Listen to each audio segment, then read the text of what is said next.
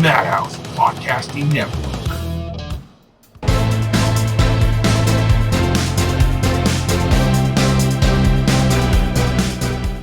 Let's go. What is going on, ladies and gentlemen? Welcome back to the Cinema Dudes Podcast, your weekly dose of anything to do with cinema, whether it be film, TV, you name it, we'll talk about it. A lot of great news. That's the good thing about this podcast is every week we're going to have news, whether it's trailers, production news, drama in the world of cinema, you name it. Whatever we're going to talk about it. We got a new format. We're gonna try out for this episode, and if it works, we're gonna go here on out. I think it's a really good format. Lucio came up with the whole format. Texted me about a couple days ago. He's like, "Let's try this out." I'm like, "Let's go for it." So essentially, what's gonna happen is Lucio is more of the critically acclaimed guy. It's not saying that I'm not, but he watches more than I do. Yeah, I'm more of like it seems pretty on the spot. Yeah, because I watch whatever, like obviously I watch other films, like the comic side of what you're talking about, and a very other different genres, but I watch more of the critically acclaims that go towards more of like the Academy Awards or any other award ceremonies. I'm covering more of those on that side the best. I mean, there's not a lot at the moment, obviously, because due to what happened in 2020 affected a lot. So we're getting a little more news as we go through the week, but you can catch up. Get the idea. I'm going to be covering a lot of like the sci-fi, comic book, action-packed kind of films because that's the majority of what I like to watch. But I do watch some critically acclaimed movies. There's one we were talking about before we went on air about with Mila Kunis and Glenn Close that I really want to check out called 4 Days. What was it? 4 Days. It's called 4 Good Days. 4 Good Days. The really basic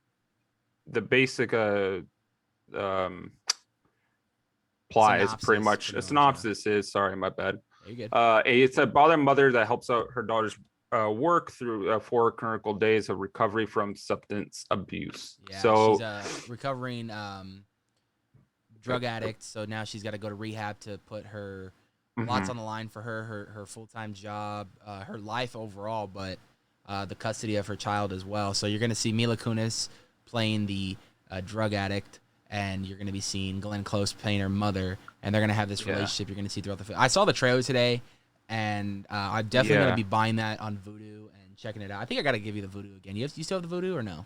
I do not. Yeah, you have to send me the Vudu. The Vudu, yeah. Because there's a couple films I'm going to be getting. One I'm going to talk about on the podcast pretty soon, Batman: The Long Halloween Part 1, which is an animated DC film I really want to check out. One of my favorite storylines that they've ever done. I'm going to be picking up Godzilla vs. Kong. Right.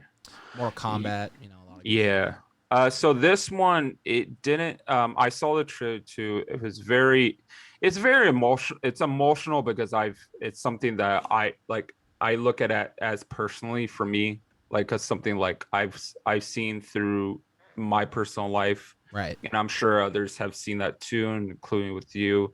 It's it's a very touching story. I don't know how it's gonna be as like the dialogue that I don't know how the acting's gonna go out through the movie, but as what's shown, I think I give it a try. The IMDb is showing it's a 6.4 out of 10. So like I said last week, how I described the IMDb rating, it's not a bad movie. IMDb 6.4 is where Mortal Kombat's at. So it shows like Mortal Kombat was like it's a good movie. It's not a bad movie because it does show like a more of like nuance of like memories of like how the classic were back then. So this is like, I'm not compared to this, but like this maybe have like, it could be a decent film. Like I give it a good worth of a try to see. Glenn Close, Mila Kunis, director is Rodrigo Garcia. So Rodrigo Garcia, not a bad director at all. He has a pretty good lineup. Rodrigo Garcia did Albert Nobbs, which was a 3-time Oscar nominated movie. which Glenn Close played. So Glenn Close has worked with this man Right. in previous times. So this one is, I would say this one's going to be not bad to give it a shot. So I've read some reviews. Not a bad try. The box office wise was. I think it had a limited release. That's why. Yeah, so I'm not really focused on the box office. I'm not gonna really focus on the box office part. Sorry, because doesn't. Like I said, it just doesn't. There was a limited seating, and there's not going to be a lot of value coming out. Money value. No, I agree. I mean, I've always told people to never listen to anything ratings wise as far as it goes from other movie things. I always tell people to judge the movie yourself, because you can read ratings all day, but they're going to be about 90% of the time, all the ratings are going to be mixed reviews. Some people are really going to like it or really going to hate it. There's a couple people in between, but I always judge a movie based on what I watch and how I view it. So what's a funny thing about? I'm sorry to interrupt you, but like that was the same thing with Citizen Kane. Have you seen Citizen Kane? No, okay. I haven't, but it's supposed to be known as like one of the greatest movies of all time. Yeah. Okay, so people do praise that film to be the greatest movie of all time because Orson Welles and so many different Oscar-winning categories came out of that. It finally got dethroned though. Like someone gave a bad review, didn't it? It did. It used to be at 100% for like a long time, and then it finally went down to 99. There was no point. What the fuck did the point? What? There was no point of the freaking movie. Like what didn't know that like the ending? Really? A fucking sleigh? Like I didn't make sense to me because like I was trying to figure out like what was the whole point of it. I didn't want to even like research it while I was watching the movie because I just wanted to like be surprised. And then all of a sudden I'm like, god damn. I'm like, fuck. And then I watched Mission 250 Filmcast. Like they have their own podcast. They gave their own review. They shit on the fucking movie too. So it's kind of funny how like now that they said like, yeah, that got really bucked down out of the top 250 in IMDb. So it's kind of like the same thing but like people say different things about their, different opinions about it. But I say in general, don't look at the ratings. Just go for yourself. Go with your own open mind. Yeah. Open-minded. Yeah, because I mean, there's so many movies I walked in where the ratings were either really good or really bad. Yeah. And it's been one of those things where I was just like, whatever. I'm gonna watch it regardless. I think Mortal Kombat had really mixed ratings with it. Some people, I said, some people really liked it, or some people really hated it. I, for one, enjoyed it. I thought it was a fun film. Yeah, it was cheesy at points with CGI, but I still enjoyed the fuck out of it because that was a Mortal Kombat movie that I've been waiting for since playing those games. So the references are great. The references are great. The gore was there, So yeah, gore was on point. Yeah, like I would be more disappointed at the gore than anything because that's what they were mainly marking on was is this going to be gore? Is this going to be like the new Mortal Kombat games where it is fatalities are gory and it's a bloody game. So, but there's a lot of great news that came out in the world of cinema this week since we last recorded an episode. Yes. For starters, now turn to you though. By the way, sorry. for starters, we had the new Suicide Squad trailer, which it was the final trailer before the release date in August. I am super stoked for this film, obviously, because one, I'm a giant DC fan.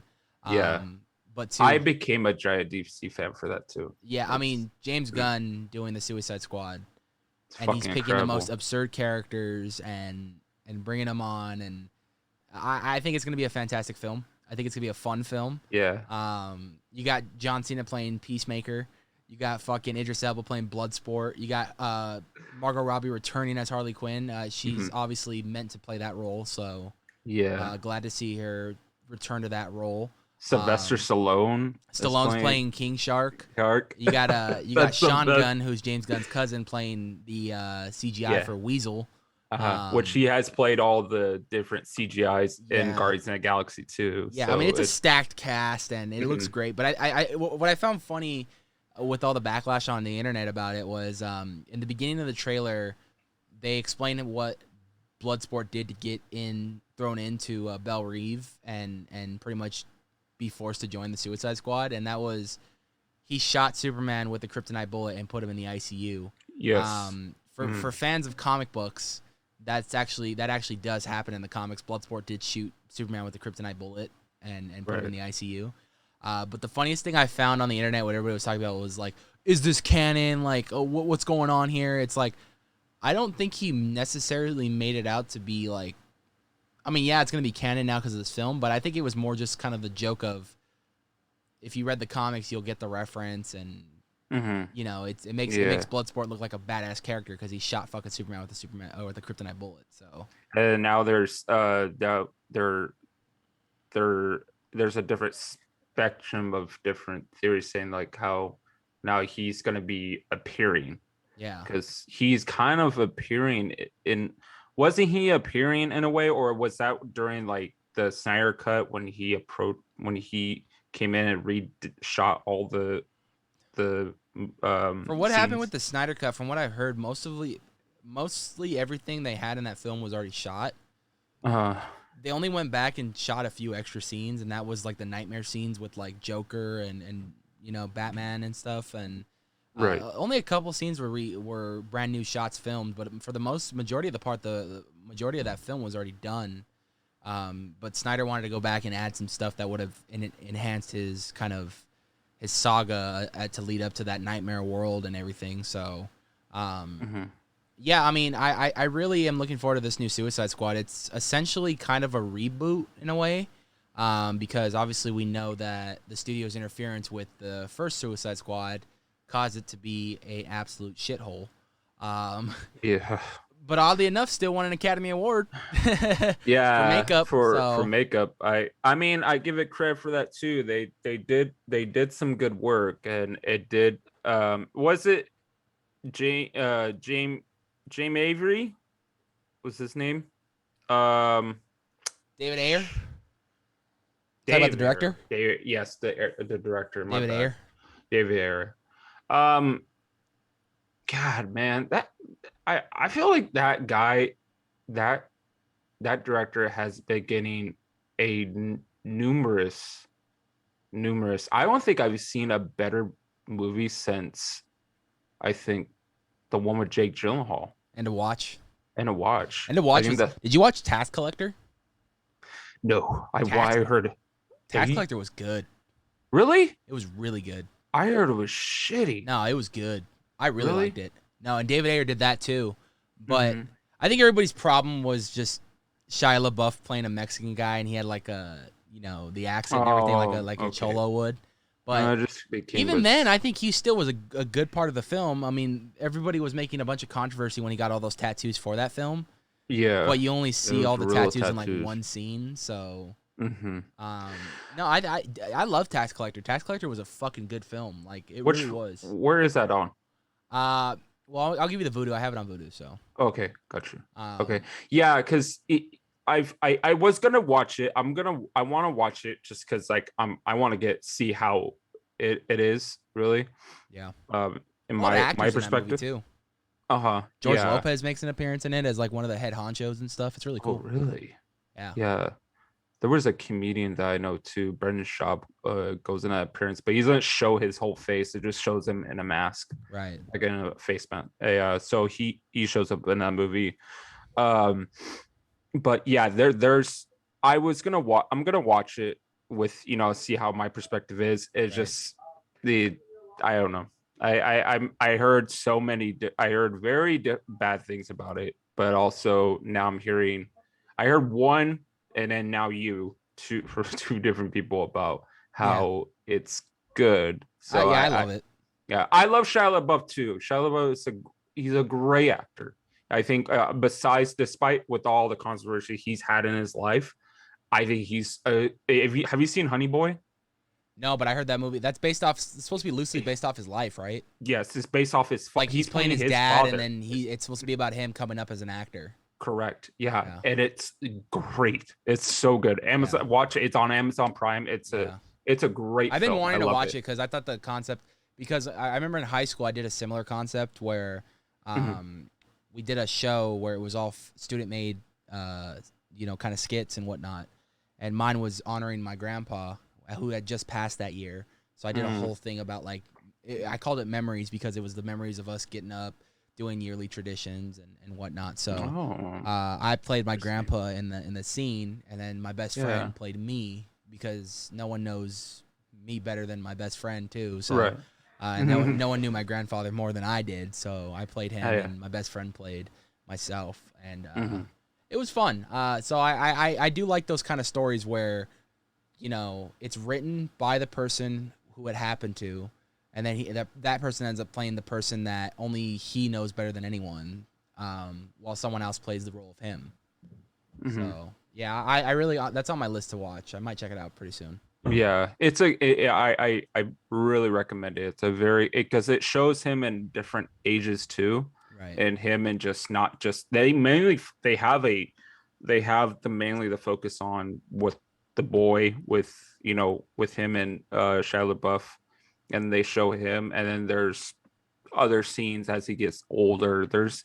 It's very, very interesting. I thought it was a great film to, and I think he wrote that too, if I'm not mistaken. I think he did, yeah. Yeah. Very, very, very interesting film. I like it. Speaking more on films, obviously this week also we got the new G.I. Joe Origins Snake Eyes trailer. We were given a teaser about a few weeks back, and now we got an actual trailer. So this is going to tell the origin story of Snake Eyes, how he became the assassin he is known as today, and hopefully we'll get a little idea of how he became a mute as well, because if you guys know anything about Snake Eyes, he does not talk at all. So we were actually shocked when we found out in this origin film he's going to be talking. They showed him in his costume. They showed his helmet. They showed the choreographed fight scenes look amazing in this film. I'm very much looking forward to this film.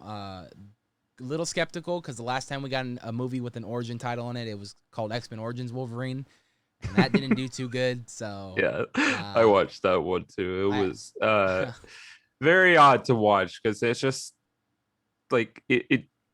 There was actually technically there like two origins, different story. No, there wasn't two. There's two Wolverine films. Dude, there's three two Wolverine different films actually.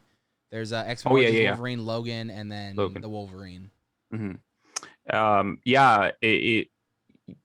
Those kind of films you see, you're just it's very skeptical because like this movie, this first one, this came out. I've only watched the first one personally because Rise of the Cobra, and I thought it was good. I thought it was the first the Snake Eyes was great. I think he was my favorite character. Played by the great Ray Park, man, the guy who played fucking Darth Maul. Yeah, exactly. And then and now seeing this, it's like, and then you see the prequel of that movie, by the way, and it just didn't turn out successful. Because maybe, I don't know, maybe The Rock showed up. I don't know who the fuck. The Rock killed the franchise. And now they're doing this one. You just kind of like, I don't want to be skeptical about it, but we're gonna give it a chance. We don't know how it's gonna go. Yeah. Well, we hope. Hope for a good film, man. That's all. Or a good film. I mean, think it'll be a fun action film. There'll be a lot of great fighting, probably a lot of blood. Should be a fun action film though. Yeah, because I can't really say much. I just haven't really seen. I really have to watch is he in the second one, right? He's in all. Yeah, he's been in every. He's in all of them, right? Is Ray Park showing up? Is he playing the second one? He's not playing. He plays in Retaliation. He does not play in this new spin-off film. They actually have a guy that's playing the role as Snake Eyes prior to him being a mute. I'm hoping, like I said, we get to see how he became a mute because I'm not really a diehard G.I. Joe fan, but I'm a big enough fan to like the films and the characters. So I would like to find out how he became mute They may Did change you it compared to what they did in the comics back in the day, but we'll see what right? happens. Did you get all the toys when you were a kid? No, I wasn't like I said, I wasn't a big GI Joe fan. Like I had a Uh-huh. few of the toys, but not a lot.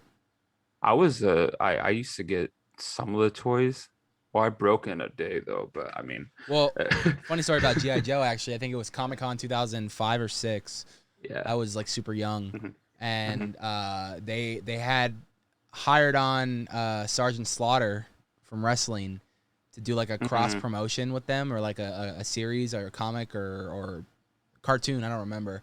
But Right. anyway, at Comic Con, he was actually selling, or he was doing meet and greets. So he was autographing some GI Joe cards, and I took a picture with him. He put me in a chokehold. So, Oh, that's and I so still I cool. still have to this day the autographed GI Joe card signed by Sergeant Slaughter. That's cool. It's So kind of cool how we see different nuances of different, like how that name GI, and then we see GI Jane and GI, yeah, GI Mexican Joe. it's You see everywhere, that? dude. It's that freaking parody of that is so fucking funny. I Right. laugh my butt off so much. If you ever haven't seen it, I say watch it. There's like a limit. They just do voiceovers, and it's just these, and then they have like Spanish accents, and Yeah. it's just so it's hilarious. I love it. Something I want to bring up real quick that's a little off Mhm. topic, but I started a podcasting network. I Yes. figured might Go as well, right? I have so many of them, put them all in one promote. You family. have 10. You have 102 and counting. Counting, So yeah, no shit. counting. We started a It's podcasting network. It's called Madhouse Podcast Network. Madhouse goes as far back as like my early Nights of Horror days. It's always something I'd always call like the fans. That was my why fan base. Madhouse though. I'm Uh, just curious. yeah. It was something I always called my fans, that we were all part of this Madhouse, Oh, the fan okay. base. Ouch. So, I was just about to say um, because there's a fucking Madhouse of freaking different podcasts. Like, yeah, oh, we not should only, but that it's a double meaning. Like Madhouse has always been something that's been in yeah. the start with when I started YouTube, and Mhm, also it's a madhouse of podcasts. You have everything. There's something for everyone on this network. The ideal mhm, goal for it to start was to just get a bunch of small and up and coming podcasts and just put them part of the network. Now, I don't have the money to pay or get mhm. sponsorships or Yeah. whatnot, but Not the yet. idea so far is just to help promote the hell out of your podcast, and hopefully you get viewerships. And then maybe by doing this and by announcing that you're part of our network, people can take a look at our Instagram page, which is at Madhouse Podcast Network, and you can see all the different podcasts that we have on the network right now. So far, we have 4 podcasts in the family, which are all run by me. But Yes. we have Mindless Horror Podcast for all you haunt fanatics. Actually, Lucio has been on that show twice. So we got the Mindless Horror Podcast. We have the Shoot the Shit Podcast, which it just is everything to do with just anything we want to talk about. We have Cinema Dudes, which is hosted by Lucio and myself. And we have Planet Wrestling Podcast, which is the podcast I host with Rob and Rampage. So we're working on getting more names onto this podcast. I'm working on with my clan to get the gaming podcast that I do every week with them onto the network. I'm working on getting my uncle. He's doing a podcast that's slowly coming up. I want to get him on the network. My cousin has a podcast called The Personal Paradigm. I want to get on the network just to get like a good list of podcasts on this network to start with, and then we can go from there. So anyone interested in joining our network, hit us up on Instagram at Madhouse Podcast Network. DM us, and we will we'll talk about what the logistics are behind it and Mhm. how we're gonna go. Eventually, long term, we would eventually like to start getting you guys sponsors and maybe booking you guys guests. So we'll see what happens. I'm hoping Check this it. takes off. So go right now and follow that Instagram page. Mhm. But Do it. welcome to the Madhouse Podcasting Network. We're fortunate enough, we're proud members of the Madhouse Podcast Network. Wow. I have a schedule now. Wow. Got a schedule now. Now, yeah. I have a So schedule now. this Not podcast yet. from here on out, in the beginning of every Yeah. episode, you're gonna hear proud members of the Madhouse Podcasting Network. That will be something we put in the intro. Awesome. And every Awesome. podcast that I do, you'll hear that in the beginning as well for Planet Wrestling, Awesome. Mindless Horror, and Shoot the Shit. So Yeah. just wanted to plug that in real quick. Yeah. I don't have nothing yet, but I'll Lucio, when he starts his, he'll probably join the family too. So, Yeah. Yeah. We'll get there. But We'll get anyway, back to the Yes. news, man. Transformers. Obviously, the last Transformers film we ever got was a brand new take on the Transformers, kind of like a reboot in a way, which was Bumblebee.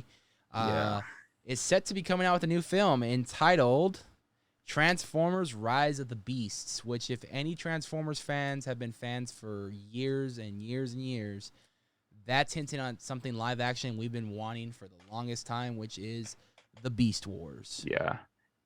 Oh, is that what it's about? Okay. Yes. Now I'm just thinking like, oh, we can't think of any freaking titles, so we just gotta think of Rise of the Beast. It's a freaking unique name. We should do that. So it's No. slated to come out June 24th, 2022, next summer. Cool. So now that one is set in a different time, correct? I don't know the logistics of it behind it yet. Like, I think they just announced the title. I don't even know if they started production yet. Yeah, But, what I'm reading in this, I read on a Instagram following. I don't know which one, so forgive me, but it's gonna be set in 1994. So it's gonna be set in that time, and then there's obviously gonna be very different cast scenes of that. So I think Bumblebee was set in the 80s. So is it? the first Bumblebee was set that's right. in the 80s. So they are going off this new timeline, which had John Cena in it and everything.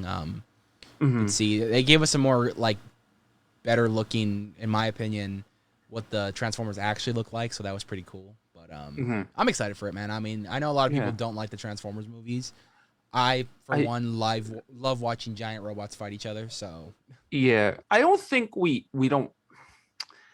I don't want to say we don't like it. We love. I think we love the franchise. We love like how it's, the name of it, the series and the toys and everything, all that.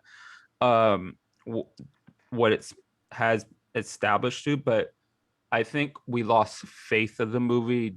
I want to say, after the third one, maybe with the one with Mark Wahlberg, and maybe the story just started to get very clunky. It just started to it just didn't seem to make sense. Why we need more? Like what's the point of making more? It's just like these Fast and the Furious movies. Why you need more? Why you need more? Why you need more? That's another thing. It's funny that you brought that film up because that's a good transition to what I want to talk about next. Fast 9. If you guys are watching this, it's probably already out in theaters. But as of this recording, it is Wednesday, the 23rd of June, 2021. Fast 9 releases this Friday in theaters worldwide after a year delay because of COVID-19. Fast 9, if you go see Fast 9 in IMAX only, you get an exclusive first look trailer at the new Jurassic World Dominion. Yes. So where is that one take? Is this another sequel after Fallen Kingdom? Okay. So if you stayed for and Fallen Kingdom, not a lot of people liked it. They didn't like the whole. I think it was the idea of the little girl in that film was actually a clone made like a dinosaur. She was actually like artificially made. So like a lot of people were pissed off with that. But I enjoy it. I just like dinosaurs and I just like watching them kill people. So I have a fucking twisted mind. I'm sorry. Yeah, I like it too. I don't mind. I think we're so used to that kind of but set of, if you stayed after the credits of that film, the dinosaurs actually got away and were kind of going to cause chaos to the world. And we see a couple velociraptors fly into Las Vegas. So now we're going to be seeing the dinosaurs kind of worldwide. What's cool about this next one, though, which is a good wrap-up for the trilogy, in my opinion, they're bringing in the original cast from Jurassic Park. They're all coming back on top of the new cast for Jurassic World, which is Chris Pratt, Bryce Dallas Howard. So we're going to have a good collab of an all-star cast for this one. It's already wrapped filming. So we're just waiting for it to come out at this point. And if you go see Fast 9, you'll get the exclusive first look at that. So my thought process behind that was get a ticket, because I got the AMC A-list, so I ain't spending any money at all other than for the subscription. My thought process was buy a ticket to go see it in IMAX just to go see that trailer and then leave. Because I am not sitting 2.5 hours to watch a Fast and Furious movie. I'm sorry. Did you watch the last one? I have not watched Fast and Furious since the one before Paul Walker died. Okay. And then the one that got released after he died, like the first one after he died, and they did that whole CGI thing at the end. I specifically did not watch that film because of that, of Paul Walker, because everyone was going to go see it because of Paul Walker. I don't got a problem with Paul Walker at all. I thought he was a really good actor and a very talented person. I just think everyone went to go see that just to go because he died, and that's the reason why that movie got as good. I think so too. I think he's the reason why that the movie is what the movie is. It's because of Paul Walker, obviously. Apparently they were working the 10th film right now too. They were working, yeah. Well, that's what they've been announcing that since pre-COVID. Well, they said they were gonna do a 10-film saga, and now we got the 9th film coming out, and they're already starting to film the 10th one because they've been filming in the Universal backlot lately. So yeah, I think they're trying to do is, and before I say what the rating was when I saw the IMDb, which I wasn't surprised at all, is that I think they're trying to get to this huge trilogy of 10 films, which I don't think no one's really done besides Star Wars, obviously. Star Wars did like 9, but if you want to count the spin-offs too, like Rogue One and Solo and Mandalorian. Yeah. But this one is like a huge trilogy of just 10 films, but it's not solid. Marvel did it first though. Marvel is already almost 30 films in, and everything ties in. So yeah, that's true. That I'm not. But I guess I get what you're saying. This is one continuous story.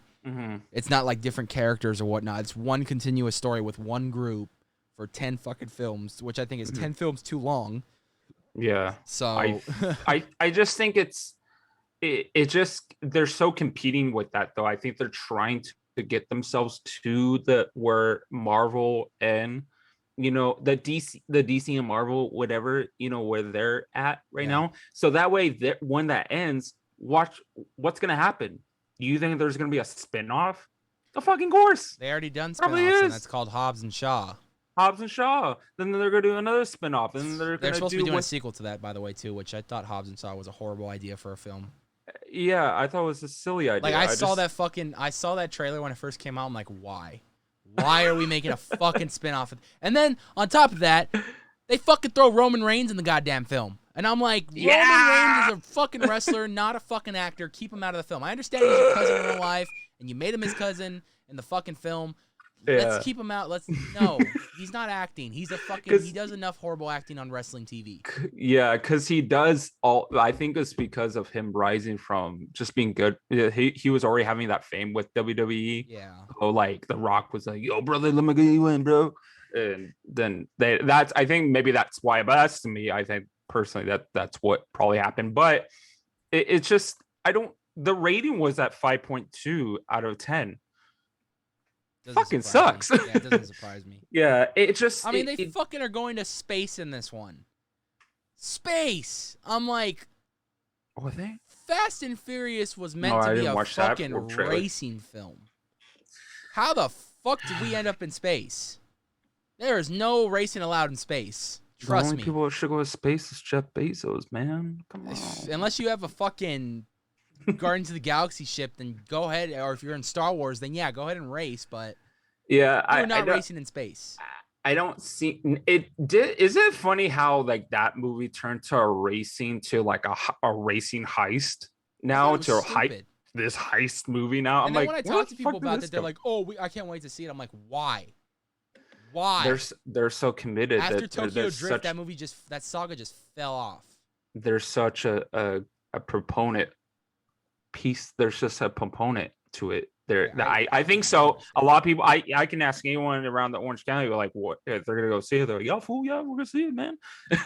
Yeah, but like, I don't understand the hype behind it. I don't. I would watch it to just be. I think I watch it just to get a laugh. I think the dialogue, the script is gonna be fucking horrible because the script is shitty enough as it is. I would watch it, and the whole time, whoever I'm watching it with, I'd look at them like, this is the fucking biggest piece of shit movie I've ever seen in my life. This is 2.5 hours of my life I'm never getting back. Yeah, but Jurassic World, I think it's going to be Dominion. It's going to wrap up this trilogy for the Jurassic World trilogy, and overall the saga of Jurassic World, which will Jurassic Park in general, which would be the 3 Jurassic Park films, the 3 Jurassic World films, and then I heard, and get this, speaking on the fucking line of Fast and Furious, there's been a lot of talks lately of them crossing over with Fast and Furious. Wait, Oh yeah. I heard about this. Yes. And then there was like a meme of this saying like what does the T-Rex and the raptors don't have in common is family. Like when I It's read just that, so I'm like, yeah. how the fuck are you gonna introduce dinosaurs into a racing film? I think that's just so conspiracy. That's Like, just so come the fuck on, Universal. yeah, that's very conspiracy. I think that's a I don't. very I don't. ugly The rumor. utter stupidity of what that sounds like. It just. You can't Yeah, help but just to laugh at it because it's fucking producers stupid. will laugh and say like, I don't think that's But gonna you happen. know it's gonna make a fuck ton of money because you got fucking Jurassic World and fucking Fast and Furious, the two biggest franchises Mhm. at Universal right now. You just fucked up the franchise if you do that. You just fucked up. You just not only fucked up the franchise of Jurassic Park, you fucked up Steven Spielberg's masterpiece. Legacy, where his golden money came from, his 3.5 fucking $billion came from, mostly. Not only we're top of that, we're talking about like other films he made. You can't help but just think of that concept and just laugh. Yeah, it's just sad. So stupid of a concept. Mm-hmm. Yeah, I think it's a silly concept, but like I know it won't for a fact. I know for a fact it won't happen. Right. I know that for a fact. I hope to God it doesn't happen. Because if I hear a fucking confirm that's gonna happen, I will throw my fucking computer at this door that I have. It's a window. But like I would fucking throw it and I would scream and I say, fuck the movie franchise. Fuck you guys Universal. suck! Yes. Yeah. Universal in general. I won't go through that fucking tour again. I won't go. I mean, I will, because that's about the only thing I like to do. Yeah, that's the only thing I like. I can honestly do that tour all fucking. Sorry. Day. I could just get in line and keep going. Like. Oh yeah, I can keep going all day too. That's like that's the best part of the freaking Universal ride. Yeah. You know. Anyway. But I don't know. We'll see what happens with that. But let's talk about the MCU overall, man, because I found this on Rotten Tomatoes. I follow Rotten Tomatoes on Instagram, and they talking about the Marvel Cinematic Universe, Loki. We're gonna be talking about Loki in a little bit, but I want to. Go ahead. Sorry. I was just saying, I was gonna give a rough rundown of the chronological timeline of the MCU, but go ahead and say what you have to say. No, I just wanted to bring up one thing and just give like one word about it. We saw did you see just from DC? Did you see the Shazam photo? Oh, the new costumes, yeah. Look fucking bitchin'. They look great. They look great. I think I'm super excited. I love the way they look, and it looks like they all got upgrades. So the first one was great. I'm looking forward to this one. The first one was a very big shocker because it was really hit or miss for me in the trailers. But then when I watched it, I was like, this is a fucking good film. Yeah, I think it's gonna turn out great. Zachary Levi is phenomenal. Yeah, I don't think no one can replace him in that character. And then you got fucking what's his name coming in too? What's his name? He's got a funny name. Shit. Why can't I think of his name? He's a comedian. Shazam. Gosh damn it. Why am I pressing Shazam? Hold on. I can find it. Give me a second. I can make it. I can go. Shazam. Sinbad. Sinbad's going to be in the movie. Yeah, Sinbad's going to be in the movie. Let me see this. They announced that back at DC Fandom because he was in the poster. So yeah, Sinbad's going to be in the film. Oh, Sinbad? Yeah. Oh, damn. Kind of looking forward to that. That looks really. Adrian Brody was part of it, right? He was Adam part Brody, of it. yeah. Adrian Brody. Adam Brody is fucking great. Adam Brody. Yeah. Helen Mirren is going to be in this too. Lucy I think Liu. she's playing the villain. Is she? Yes. Okay. And then, but should be good, man. I'm looking forward to it. The costumes look great. Glad to see they had to do it quick because the kids are growing up, so they have to do it as quick as possible. I think so. Yeah, I agree to that. Do a little trilogy of that, and it should be good.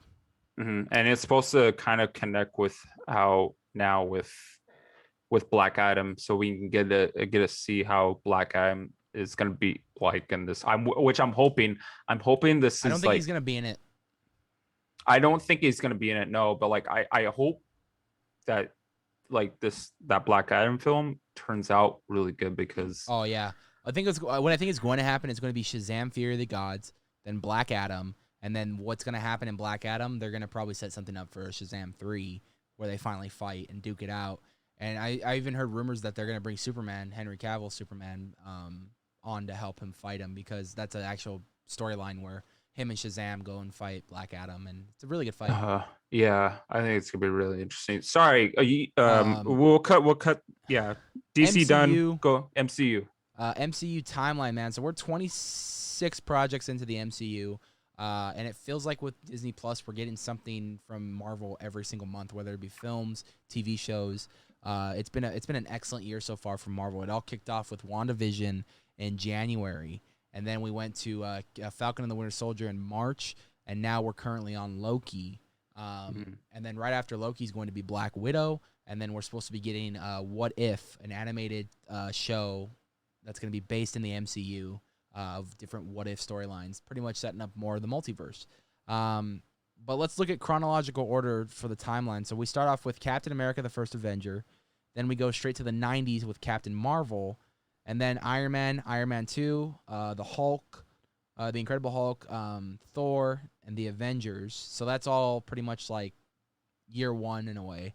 Mm-hmm.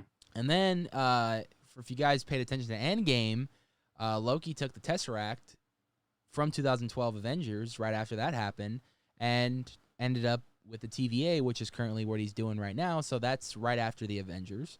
Then we went Iron Man 3, Thor: The Dark World, Captain America, the Winter Soldier, Guardians of the Galaxy, and then not a lot of people know this, but Guardians of the Galaxy Volume 2 is supposed to pick up a few months or a few like weeks after Guardians of the Galaxy Volume 1, so that's why they put that on the timeline right after Guardians of the Galaxy. Then we went to Avengers: Age of Ultron, and then we were introduced to Ant-Man. We had a civil war between Iron Man and Captain America, and then Spider-Man: Homecoming, Doctor Strange, Black Panther, Thor: Ragnarok, Ant-Man and the Wasp, Avengers: Infinity War, Avengers: Endgame, WandaVision, The Falcon and the Winter Soldier, and then Spider-Man: Far From Home. So if you is there gonna be a photo that we can see? Yeah, I'm gonna find this photo, and then I'm gonna download it, and then I'll put it in. It's here. It's here. Yeah, or maybe I'll do one film at a time. We'll see what's up in the film. I don't know. Go do what you want. Timestamp for that. That way I don't forget. But yeah, I mean, for MCU, man, they've been really killing it. They've been great with all this. So I'm really looking forward to what's next. And it's cool that you find out that right after Endgame, WandaVision and Falcon Winter Soldier happened right before Spider-Man: Far From Home, because Spider-Man: Far From Home is supposed to be about 6 months after Endgame, whereas WandaVision literally picks up weeks after Endgame. Same thing with Falcon and Winter Soldier, picks up like literally weeks after Endgame. So you're seeing everybody recoup in life and just kind of get back to normalcy again. Right. Kind of with what's going on right now. Yeah.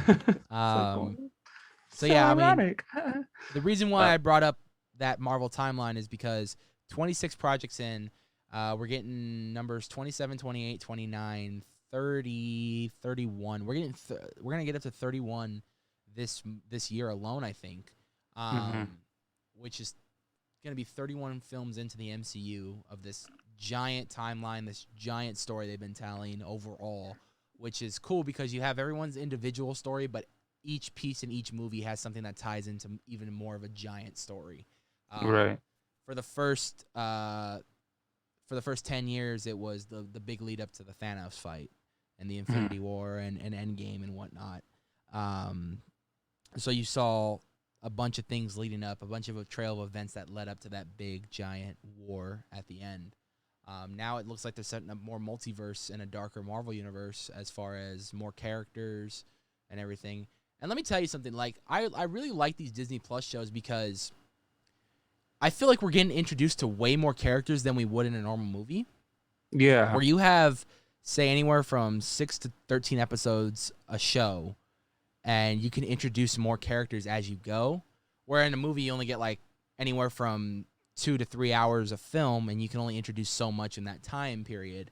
Right. We're getting introduced to so many side characters and other characters in the in the Marvel universe in general, that it's really cool to set up what they can do for future events, spin-offs, other films, wherever they end up, they can come back. I mean, we've gotten introduced in WandaVision, we've gotten introduced to Spectrum Vision, who's the new kind of all-white Vision, Mm-hmm.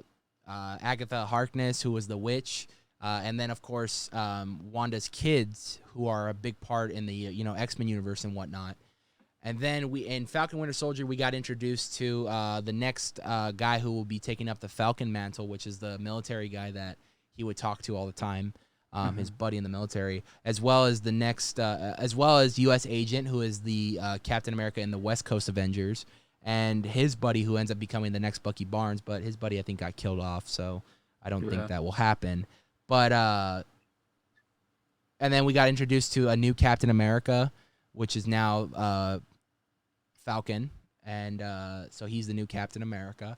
And Loki, so far, we've gotten introduced to the TVA, who are the Time Variance Association, and yeah, I mean it's been pretty good. So let's jump into Loki. The first 3 episodes, man. I mean, yeah, I just watched it just about like an hour ago. So what are your thoughts of the show overall so far? I think it's great. I think it's there's a very good I would say there's a good very like a similar nuance to how I'm talking about production wise. I'm thinking like a cinema work. I'm talking about cinematography, because there's scenes in that film. You look at WandaVision, you look at Falcon, Winter Soldier, and then they all have. There's one episode. They all have a one shot like scene. You noticed that in episode 3, huh?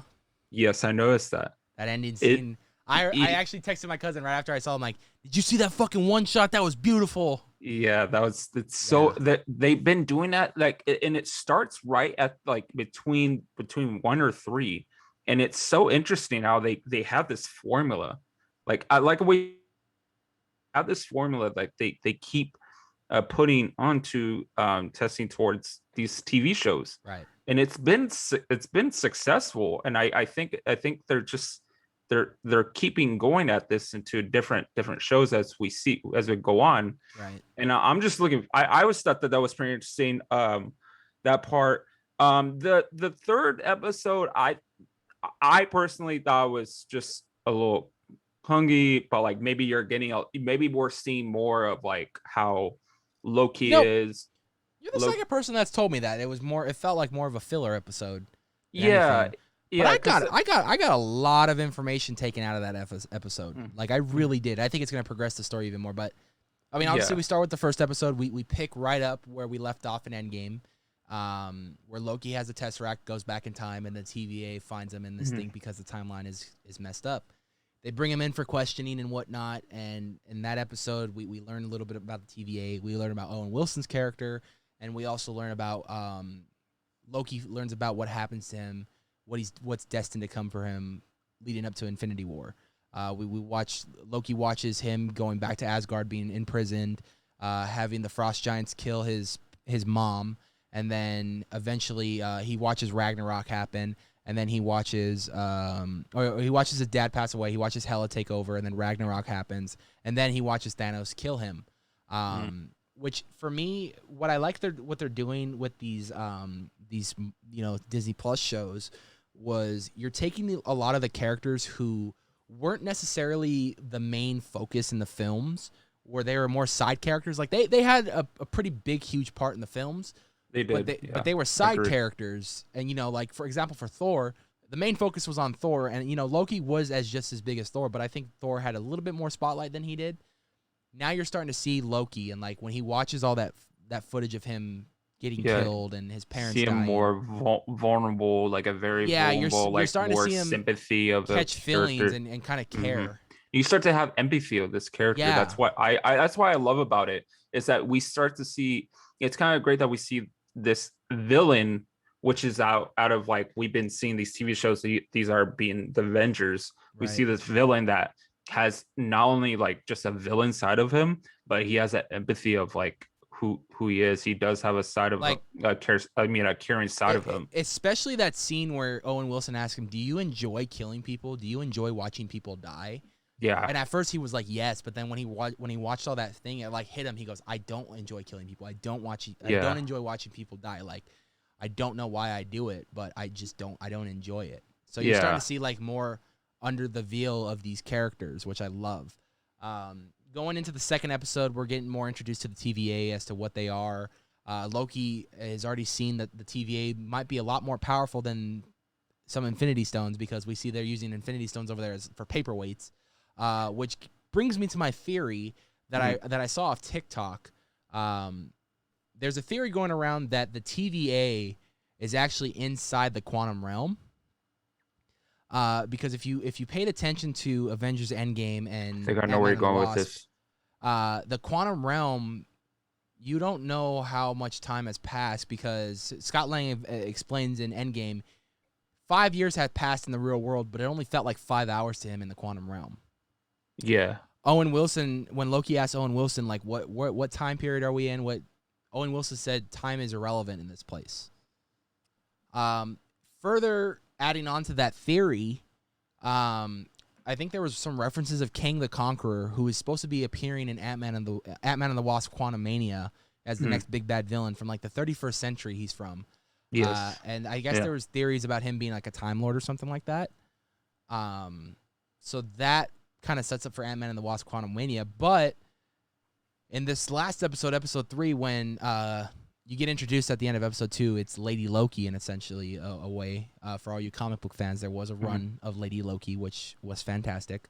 The second one, by the way, that second one, maybe it's just me because I just thought it was kind of silly. But did you kind of see how like all Wilson being all Wilson most of the time? Wow. He's like, "Wow, this is the Loki, whole. You know, wow. look, come on this So we're gonna side. go find yourself. We're Wow. Look at you're my gonna nose. find It's all fucked up. Wow. No, yeah, it really was. But yeah, to finish my theory real quick, in this last episode, we got to see Lady Loki kind of possess that one TVA agent, and she was asked how long, or Loki asked how long they were in there. She said that girl has been in the TVA for over 100 years, but she doesn't look a day over like 20 something. So and they're human, bringing them in to work for the TVA when in the beginning they were stated that they were born there and they were working. So there's a bigger mystery under the TVA that we're still trying to uncover. That's why I think episode 3 gave me a lot of information that I didn't feel like it was a filler episode. I felt like it was a more information driven episode, because now we're getting a mystery of, okay, so what's really going on at the TVA? How is this? My biggest thing going into the show was, how is this going to end for Loki? Is Loki gonna stay with the TVA, or is he gonna go off with Lady Loki and start a new life or something? Or after this is all said and done, and the TVA got what they wanted and everything, and the timelines are restored, are they gonna wipe Loki's memory and put him back into 2012 and make him live all his life where he's supposed to die and everything? Like, what's going to happen with Loki? well, what I that's the thing too. It's just there's so many different spectrums about this, and I'm thinking that live he might live through this. Well, okay, so what was on my question is, so what's the point with this, the end game with him dying? Was that just part of like, is that gonna really happen? We already know confirmedly that he's You talking about already Infinity War? Infinity War, yes. I'm When he sorry, died? I'm saying, yeah, where he died. Where he he died in that one. Well, okay, Does that because confirm it?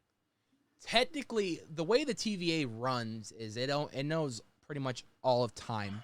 Their job is to pretty much keep the timeline. Everything is meant to be something. It's everything that has a ending. Every story, every person has an ending. Every person has a journey and everything. So everybody, the TVA knows everything. They know what's going to happen in the really distant future. They know what's going to happen. They know what happens in the past. They know what's going to happen in the present. So when Loki was watching his life, essentially, that was 2012 Loki watching his life till Infinity War Loki. Right. Because when we last left off with Loki prior to this show, it was 2012 Loki, because the Avengers went back in time to try to get the Infinity Stones so they can do the snap and essentially bring back everybody. Notably, if you paid attention in that first episode too, Loki even brings up the fact that the Avengers did time travel, and so why didn't they get any repercussions? And the TVA states, well, that was destiny. That was destined for them to do that. Like, they had to do that to pretty much rescue all of mankind and beyond in the universe. So they were destined to go back in time to do everything. But if you also paid attention to Endgame, at the end, Captain America goes back, delivers the stones, but then he lives his old man life out where he actually gets with Peggy Carter, they get married, and they actually live a life together. So that kind of confuses me right there as to if the TVA will ever come down on that or if that was destined to happen. With Loki, the ultimate question, I think, leading up to the season finale of this, if they do even a season 2 or even series finale, is that are we going to see Loki continue to work with the TVA and that's going to be the rest of Loki? Is he going to end up with Lady Loki and they're going to kind of go off and maybe start a future together? Or is the TVA going to catch both of them, brainwash both of them, and then put them back in their respective timelines to try to preserve the thing? Or, because I heard something major is supposed to happen to set up the rest of the MCU and the multiverse, is something so catastrophic going to happen in this show that we're going to set up the multiverse in different areas, and that's what's also going to set up Spider-Man, Doctor Strange, Multiverse of Madness? Like, is something? I mean, there's a lot of theory. I mean, I try not to overthink this stuff. Yeah. I really do, because I was really disappointed when I didn't get Mephisto in WandaVision, even though everything was setting it up for Mephisto to come out. Mm-hmm. So I'm really trying not to overthink things, because I get too excited, and then when they don't happen, I end up very disappointed. I that's how I did with this WandaVision when Aaron Tyler Johnson, or when Evan Peters came out. We're like, oh shit, this is happening, crossover. Then fuck. It's my name is Matt Boder. I was like, why? Yeah, why? Just why? But I mean, I have to say though, for this being the third MCU show, you guys got to remember too. I'll lay it out real quick. Anything you saw on ABC, anything you saw on like standard cable television, Kevin Feige had no involvement with those. Oh yeah, he doesn't. Nope. That was a whole different person that was running that. That's why Agents of S.H.I.E.L.D. is loosely based in the MCU, but it's not like really all the way. It was kind of its own thing at points, but they would tie in some stuff that happened in the MCU. Like they tied in Infinity War, like Avengers Age of Ultron, like a lot of other things, like little major events that happened in the MCU, they would tie it in. But like Kevin some Feige, cameos came up too. Yeah. Kevin Feige never had control of that show. Everything that's going on Disney Plus right now, Kevin Feige has full creative control over. So he essentially what happens with what I'm assuming what happens with Marvel is Kevin Feige and his team, they map out a plan. They map out, okay, we want to do this storyline. We're gonna do all these films leading up to this major storyline. So we'll do this, this, and this, and then they hire writers, and then they tell the writers, okay, this is the overall plan. This is what we're trying to get to. Go ahead and write the show how you guys are gonna write it, but make sure to include these key points into each thing. That way we can keep tying in our story and keep going forward. But you pretty much have the freedom to kind of write how you want it. You know what I mean? So do you think how he does? I wonder how like he reacts at the end, you know, the Loki or any of these series. Do you think he laughs at it too? He's like, well, these motherfuckers don't know nothing. Yeah, exactly. No, I think it's one of those things, especially with WandaVision, where it's like everyone was predicting Mephisto. Everyone was predicting it. And I bet Kevin Feige was just sitting there like, yeah. That's not yet. No. Good try though, guys, but yeah. Like, you guys are fucking funny. No. He's like, I've already seen the show. I was there when they were filming it. I mean, I know everything that's happening. Yeah, you're gonna have to wait on that one. Yeah, you have to wait on that one, boy. Yeah, I think it's just so funny how like there's so many different theories of how the show will end. I feel like none of it's gonna. I feel like part of me is like there's none of it's gonna happen. And then no, like these theories you're speaking of, and or any other the common ones as well, like have you said, but it's going to be totally different. What if it just goes back to just normal? It's like, well, this is it, and he's fucking dead overall. This last episode, and we're going full spoilers now. Obviously, if we're talking about Loki, we're going full spoilers. But this last episode ended with a giant cliffhanger, much like how episode 2 did. And actually every episode so far is left out with a giant cliffhanger. Episode 1 was like, the reason why we brought you in is because we're looking for you. And you're like, okay, Loki from a different universe. So everyone was speculating Lady Loki, and episode 2 happens, you find out it's a Lady Loki, and she's like, come with me. So then that ended with the cliffhanger. This one, they have to go to this like specific ship that it's on this one planet that's like on the brink of destruction because another planet's going to crash into it. And this one, they're trying to go to this ship because it was the only ship, it was the only thing in the area that had the most power to charge up their little time box to get out of there. Right. The time box got destroyed, for one. And two, by the time they got to the ship, the ship blew up. Yeah. And it kind of just ends with and that was during the one-shot scene. The one-shot scene, which was beautifully executed. Beautiful fucking done. Beautiful It was shot. so fucking good. Yeah. It was great. That, dude. There was. You don't even notice it was a 1 minute scene. That whole one full shot. Well, I didn't at first, and then I started watching, and I was like, "Oh fuck, this is a one shot." Yeah, this is a one shot scene. It's cool because they get there and it starts becoming chaotic, and then that's when fucking like meteors start falling and fighting happens, and it's total chaos. But it's an entire one shot. Which was beautifully executed. So, well, now what are we expecting for the next episode though? So going forward, what can we expect from the next episode? Well, my thoughts were at the end of that episode, you watch Lady Loki kind of walk off into like the crowd, and Loki's just kind of standing there like with disappointment and kind of like shock. The next big thing is I think we're gonna catch up with Owen Wilson again. I think the TVA is gonna go and save him.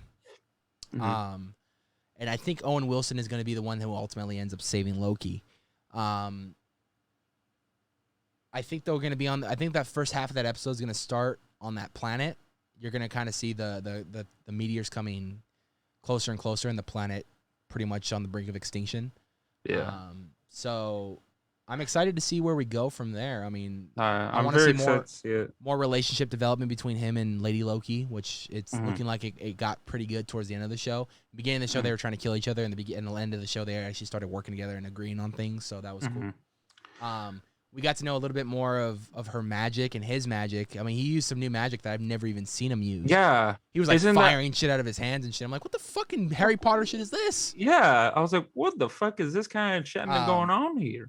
But to end this area of the podcast right here is the one thing I found funny when Loki started was Marvel actually tried to copyright everything Norse mythology because of Loki and how big of the show has become. And I kind of just looked at my buddies and I'm like, you can't copyright Norse mythology. Norse mythology has been around for centuries. And it's been around way before you used Loki and Thor in the comics. Just because you popularize the characters doesn't mean you can copyright them. Like, you can go as far as saying you guys helped popularize the characters. That's fine, because you did with all these films and the comics, but I feel like in that conference room, they're like, who wants to create a controversy? Yeah, and them trying to copyright Norse mythology and Loki and everything. I'm sorry, Marvel. This is the one time I got to disagree with you guys, though. You just can't. I mean, God of War uses it in their games. Bunch of other movies have used it in their movies. It's been just in mythology and history since fucking centuries ago. Like, so it's just a no. Yeah. I'm sorry. Yeah, I totally agree with that. It's just copyright is such a critical thing to anything. And but hey, I think Loki's good. I think it's great. I think overall it's gonna. I think maybe in my opinion, maybe this could be the best one so far. Maybe. I have to agree with you.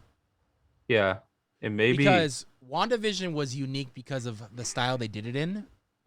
Falcon and Winter Soldier was a very solid show because you got to see the repercussions of what they had to go through post snap, and you got to see like the human side of things. Yeah, and I think Wanda's story was dealing with the idea of loss and depression, and then the same thing with Bucky and Winter Soldier. Yeah, that Falcon and Winter Soldier, it was dealing more of, they couldn't accept the guy who they picked to be the next Captain America when it was rightfully given to Falcon. So the whole show was Falcon trying to figure out pieces and ultimately earning that spot as Captain America and proving that he can do the job, writing his name as the next Captain America. With this one, we're seeing more a dysfunctional character who has caused chaos in the MCU since the start. Yeah, I think that's what I love about it, though. Yeah, and now you're seeing a whole different side of him. Yeah, and a whole different side. I think that's the reason why I think this might be the best TV show on the MCU, because I love to see. I don't think I've never seen a villain have some type of empathy and create this whole series. Yeah, and it's just it's interesting to see to watch. So I'm looking forward to it, though. Next week we'll talk about episode 4. And we'll I'll have more information on my set too, by the way. So I think next week, because next Tuesday or Monday, I'm gonna try to buy that Mila Kunis film. Maybe that's something we could talk about next week. Because I definitely want to watch it. I'm gonna get it on Vudu so we can both watch it. So we'll talk about that next week. What is it? 4 more days or something? 4 good days. 4 good days. 4 good days. That we'll be talking more into depth about that, and we'll talk in depth of Loki episode 4. Yes. But guys, thank you so much for tuning in for another episode of the Cinema Dudes podcast. A proud member of the Madhouse Podcast Network. That feels so good to say now. It does. Tune in next week. We're going to be talking about 4 Good Days and Loki episode 4, as well as any other news that pops up in our feed in the next week. So we hope so. We hope you guys enjoyed today's episode. If you guys did, smash that like button, or if you guys are listening on Spotify or whatever you guys are listening on, hit that follow button to be aware every time we put up a new podcast. And also subscribe to Cinema 101 for new weekly podcasts. I don't know. By the way, I don't know if you caught the little background I gave us. We were in a movie theater. Oh, yes, I saw that. And yeah, there was a man just standing there, and he was just like, I thought he was going to move the whole time or do something. I was just sat there. He just sat there. He was just like, I wanted to give us a vibe that we felt like we were actually in a movie theater. We were talking in a movie theater, so that was cool. Like maybe like something shocking, and he like throws popcorn in the air. That'd be funny, right? Yeah. Until then, I'm your host, Anthony. That's my host, Lucio, right there. And we will see you guys next week for another episode of Cinema Dudes Podcast. Peace. Ooh-ah. Ooh-ah. Madhouse Podcasting Network.